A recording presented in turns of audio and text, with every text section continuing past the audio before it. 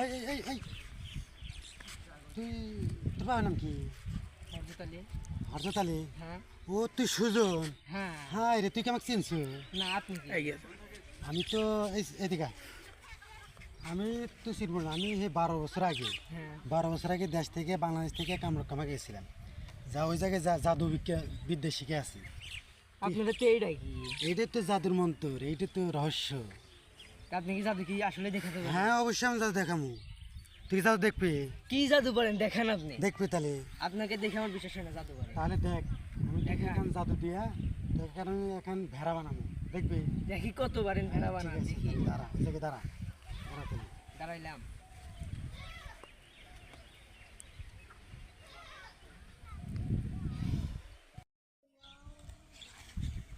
কে আন